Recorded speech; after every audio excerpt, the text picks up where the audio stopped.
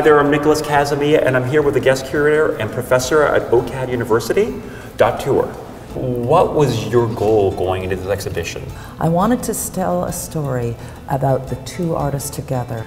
They were soulmates. They married because it was at the time, but because they shared their convictions, their political convictions, because they shared their vision of a new Mexico, because they shared their vision of flaunting social conventions, of being part of a bohemian world.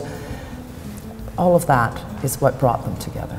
Why do you think her work, and she is so identified with the queer community? She broke a lot of taboos. Things like the very early miscarriage work. These are astonishingly revealing and unusual paintings for a woman to make in the 1920s and the 1930s. They're not moralizing. They're not about bad or good, or there's absolutely no morality to them, and I think that may attract people.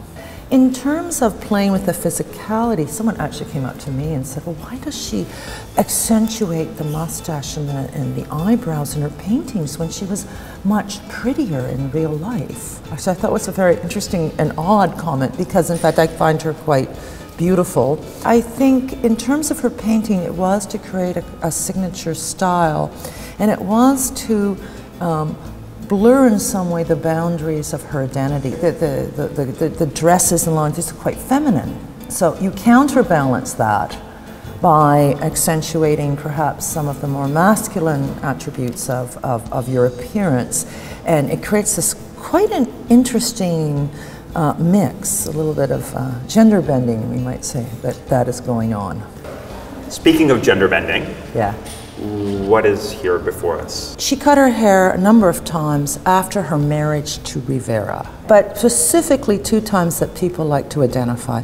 One is when Rivera has an affair with her sister Cristina, which in some way is a profound betrayal for her. So she goes back to Rivera after a couple of years. And the second time is when Rivera asks her for a divorce. I see this for her saying, fine, you don't love me anymore, but I'm going to cut my hair and I'm going to reassert my independence. So it's a double message here. I think it's also about the grief.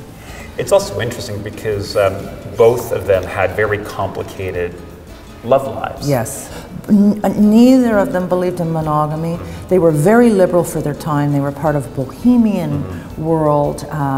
They married each other, but it wasn't about, we're going to marry and now we're going to give up our love lives. Right.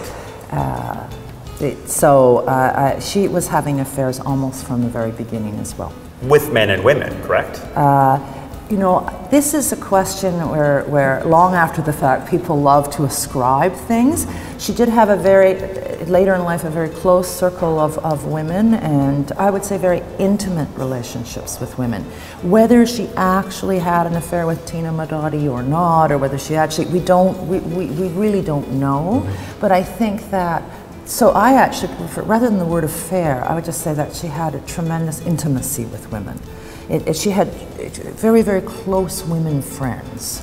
It's a fabulous exhibit, so thank you so much for talking about it and having so much passion for it.